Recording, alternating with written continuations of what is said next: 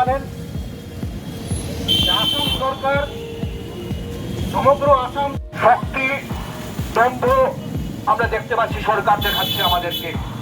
কোনো কিছু হলেই আমরা দেখতে পাচ্ছি। বন্ধুগণ, আমরা যে সরকারকে নির্বাচিত করলাম, আমাদের ভোটে যে সরকার নির্বাচিত হলো, সেই সরকার আজ কাদের স্বার্থে কথা বলছে? তারা কি আমাদের স্বার্থে কথা বলছে? नमस्कार, मैं हूं प्रभाकर मणि तिवारी। आप देख रहे हैं मेरा खास कार्यक्रम पॉलिटिक्स विद प्रभाकर। असम के सिलचर में ग्रीनफील्ड एयरपोर्ट बनाने के लिए डोलू चाय बागान की जमीन के अधिग्रहण, इस पर हुए विवाद और इसके खिलाफ आंदोलन का मुद्दा अभी गर्म है कि इस बीच एक और बागान को डोलू बनाने की तैयारी चल रही है। इसी कवायद के तहत प्रशासन ने हाल में करीमगंज जिले के इच्छाबिल चाय बागान के आसपास बसे लोगों को उजाड़ दिया, कई घर उजाड़ दिए, बुलडोजर भिड़ा दिया वहां। और इसके खिलाफ भी असम मजदूरी श्रमिक यूनियन और फोरम फॉर सोशल हार्मनी ने आंदोलन का ऐलान किया है। इसके तहत कल यानी मंगलवार को विरोध प्रदर्शन किया गया, नारेबाजी की गई, प्रदर्शन हुआ, धरना हुआ और तमाम लोगों ने सरकार पर सवाल उठाया कि आखिर वो पूंजीपतियों के हित में, पूंजीपतियों के हक में जमीन का अधिग्रहण क्यों कर रही है। और डोलू के मामले में भी ऐसे ही आरोप लगे कि आखिर जब बगल में एक परित्यक्त चाय बागान था, बंजर जमीन थी, तो हरे भरे मुनाफा कमाने वाले चाय बागान की जमीन का अधिग्रहण कर वहाँ लगे 30 लाख से ज़्यादा पौधे क्यों उजाड़े गए। तो अभी डोलू का मामला ठंडा भी नहीं पड़ा है, विवाद और गतिरोध जस का तस है कि इस बीच सरकार ने एक और बागान को डोलू बनाने की, डोलू में बदलने की तैयारी कर ली है। ऐसा असम मजदूरी श्रमिक यूनियन और फोरम फॉर सोशल हार्मोनी ने आरोप लगाया है। आज चर्चा करूंगा इसी मुद्दे की, आखिर तक देखिए रिपोर्ट, विस्तार से बताऊंगा क्या क्या हुआ। और जचे तो चैनल को सब्सक्राइब करें, मित्रों परिजनों के साथ शेयर करें, घंटी का निशान दबाना भी मत भूलें। और मैं दिखाऊंगा कि कैसे विरोध प्रदर्शन हुआ, लोगों ने क्या क्या कहा।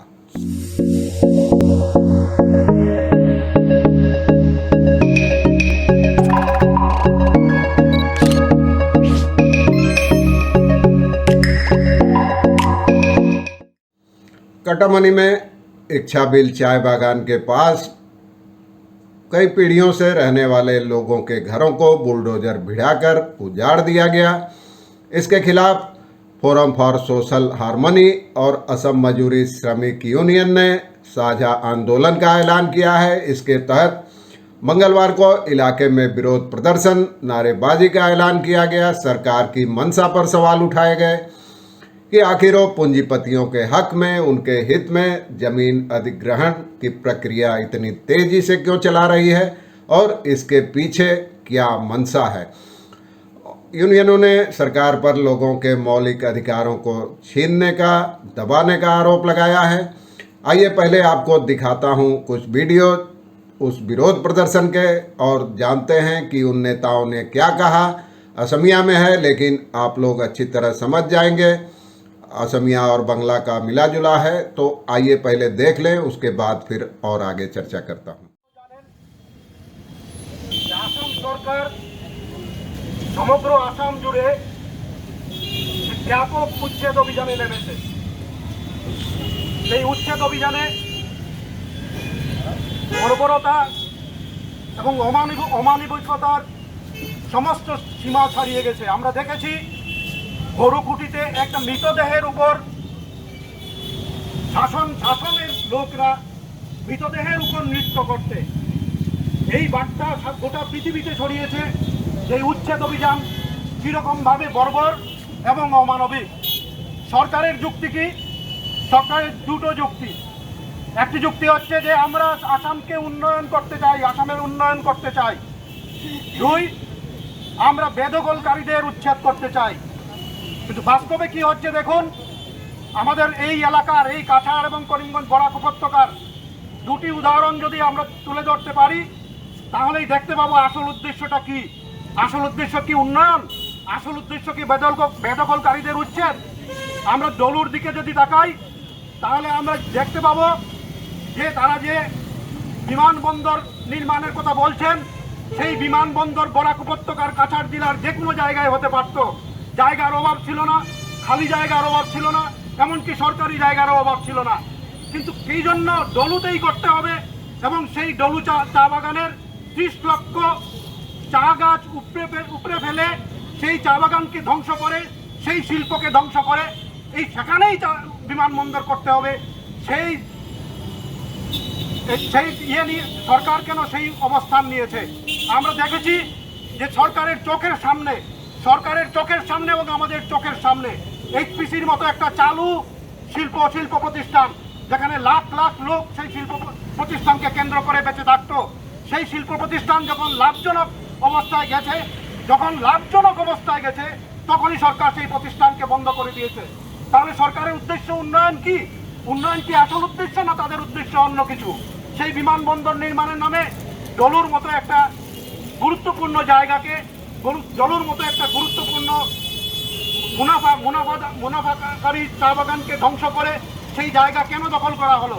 তাকে এই জায়গা সমঝে দেওয়া হবে? কোন পুঁজিপতিকে সেই জায়গা সমঝে দেওয়া হবে আমরা এখনো জানি না। কিন্তু আমরা বিশ্বাস করি এবং আমরা জানি যে এই জায়গাটা দখল করা হয়েছে ভারতবর্ষের বড় কোনো পুঁজিপতির হাতে সমঝে দেওয়ার জন্য। আপনি কটামনিতে দেখুন, কটামনি হচ্ছে এমন একটা চা বাগান, যে চা বাগানটির নাম হচ্ছে ইসাবিল চা বাগান।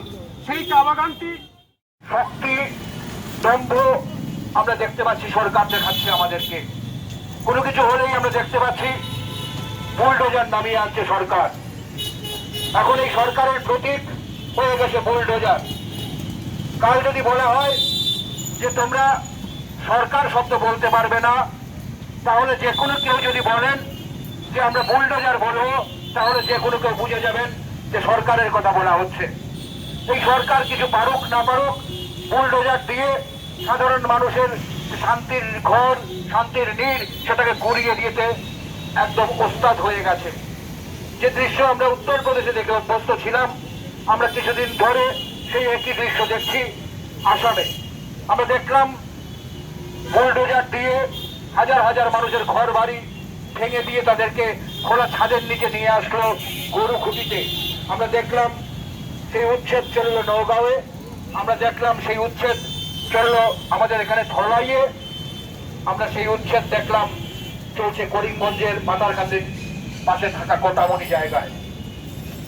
কেন সেই উচ্ছেদ? কারণ সেখানে জমি সরকার অধিগ্রহণ করতে চায়। সরকারের বক্তব্য হলো সেই জমি সরকারের জমি এবং সেখানে তারা অবৈধভাবে আছেন। আমরা জানি যে একটি সরকারের দায়িত্ব সেই দেশের সংবিধান মেনে চলার। যে দেশের সংবিধান আমাদেরকে বলেছে যে প্রত্যেক নাগরিকের বেঁচে থাকার অধিকার, সংবিধান সম্মত অধিকার। তার উপরে কি মাথার ছাদ থাকবে, তার পেটে ভাত থাকবে, তার পরনে কাপড় থাকবে। বন্ধুগণ, আমরা যে সরকারকে নির্বাচিত করলাম, আমাদের ভোটে যে সরকার নির্বাচিত হলো, সেই সরকার আজ কাদের স্বার্থে কথা বলছে? তারা কি আমাদের স্বার্থে কথা বলছে, নাকি ধনী অনেক শ্রেণীর জন্য কথা বলছে, কর্পোরেট সেক্টরের জন্য কথা বলছে? সেটা আমাদের ভেবে দেখতে হবে। আমরা জানি নিশ্চয়ই কোনো কর্পোরেট সেক্টর তারা জমি চেয়েছে সরকারের কাছ থেকে এবং সেই জমিটিকে তারা খালি করার জন্য সরকার বুলডোজার চালিয়ে যারা 30, 40, 50 বছর ধরে এক জায়গায় বসবাস করছেন বৈধ নথিপত্র নিয়ে, তাদের বাড়িঘর গুড়িয়ে দেওয়া হচ্ছে এবং তাদের খোলা আকাশের নিচে ছেড়ে দেওয়া হচ্ছে। সরকার তাদের বাসস্থান দেওয়ার কোনো ব্যবস্থা করছে না, যার গ্যারেন্টি আমাদের সংবিধানে আছে। তারা কি খাবে, কি দাবে, তারা কিভাবে বেঁচে থাকবে, তার কোনো দায়িত্ব সরকার নিতে চাইছে না। অথচ এই খাদ্য বস্ত্র নিয়ে বেঁচে থাকার অধিকার আমাদের সংবিধান প্রদত্ত অধিকার, এটা আমাদের মৌলিক অধিকার। সেই অধিকারকে পদদলিত করে সরকার আজ যে কাজটা করছে সেটা অত্যন্ত নিন্দনীয়, অত্যন্ত ধিক্কার জানানোর বিষয়। আমরা আমাদের সংগঠনের তরফ থেকে এবং এই যৌথ মঞ্চের তরফ থেকে আমরা তীব্রভাবে তার প্রতিবাদ করছি এবং সরকারের কাছে আমরা হুঁশিয়ারি দিচ্ছি যে অবিলম্বে সরকার যদি এই বেআইনিভাবে, অমানবিকভাবে বুলডোজার চালিয়ে উচ্ছেদ অভিযান বন্ধ না করে, তাহলে আমরা বৃহত্তর আন্দোলনের পথে পা বাড়াবো। তাই বন্ধুগণ, আপনাদের কাছে আমাদের আবেদন, আজ অন্যের ঘর জ্বলছে দেখে আমরা হাসছি, আমরা নির্বিকার বসে আছি, কিন্তু নিজের ঘরে যখন আগুন লাগবে, আমরা শুনেছি এরপরে উচ্ছেদ অভিযান চালানো হবে শিলচর শহরের আশেপাশে কয়েকটা জায়গায়। এটা আমাদের শোনা কথা, কিন্তু এটা বাস্তবে যখন শুরু হয়ে যাবে তখন আমাদের আর বেঁচে থাকার পথ থাকবে না, তখন আমাদের প্রতিবাদ করার সময় থাকবে না। তাই বন্ধুগণ, আগে থেকেই আমরা আমাদের পাশে গোটামুড়িতে যে উচ্ছেদ হচ্ছে সেই উচ্ছেদকে কেন্দ্র করে আমরা যে আন্দোলন গড়ে তোলার চেষ্টা করছি, সেই আন্দোলনে আপনারা দলে দলে সামিল হবেন। আপনারা সরকারের এই স্বৈরাচারী পদক্ষেপের বিরুদ্ধে আপনারা প্রতিবাদ জানাবেন। আপনারা আপনাদের মৌলিক অধিকারের দাবি জানিয়ে সরকারকে হুঁশিয়ারি দিন। आपने सुना उस प्रदर्शन का वीडियो, नेताओं के बयान सुने। नेताओं का आरोप है कि कई पीढ़ियों से वहाँ रहने वाले लोग रहते हैं, उनके पास वैध दस्तावेज भी हैं, बावजूद इसके उनको वहाँ से बुलडोजर भिड़ाकर उजाड़ दिया गया। और उनका आरोप है यूनियनों का कि सरकार ने इच्छा बिल समेत 15 सरकारी चाय बागानों को पूंजीपतियों के हाथों बेचने का फैसला किया है। इसी प्रसंग में डोलू का भी मुद्दा उठा। कटामनी में जो इच्छा बिल चाय बागान है वहाँ ये उजाड़ने की घटना हुई थी। यूनियन का आरोप है कि इच्छा बिल बागान के खरीदारों ने यही शर्त रखी थी कि पहले कटामनी में बसे लोगों को उजाड़ा जाए वहाँ से और इसको वहाँ किया जाए।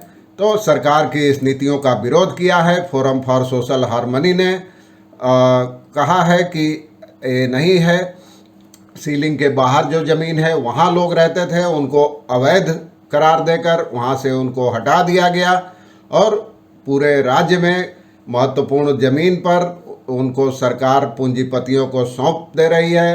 असम मजदूरी श्रमिक यूनियन ने भी कहा कि डोलू चाय बागान में ज़मीन का अधिग्रहण कर लिया गया, 30 लाख पेड़ काट दिए गए और अब कॉरपोरेट पूंजीपतियों के हाथों इन ज़मीन को सौंप दिया जाएगा, जहां वो लोग बड़े बड़े बनाकर अपना रिहायशी कॉलोनी लगाकर मुनाफा कमाएंगे।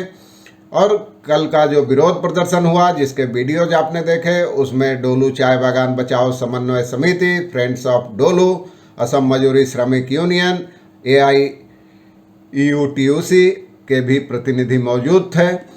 तो ये सब चीज़ें चल रही है। इसके लिए अब मुआवजा देने की मांग की गई है। उनका कहना है यूनियनों का कि ये अब पूंजीपतियों के हाथों बेचने की तैयारी में है, लेकिन जिन लोगों को उजाड़ा गया है उनको मुआवजा देना चाहिए। और उनका कहना है, जानकारों की राय है कि इन लोगों को उजाड़ने के साथ इच्छा बिल बागान को बेचने की तैयारी है। दोनों का आपसी संबंध है और स्थानीय बीजेपी के नेता विधायक भी इसमें शामिल हैं और मजदूरों में मतभेद पैदा कर उनको बांटना चाहते हैं, बांटने का प्रयास किया जा रहा है।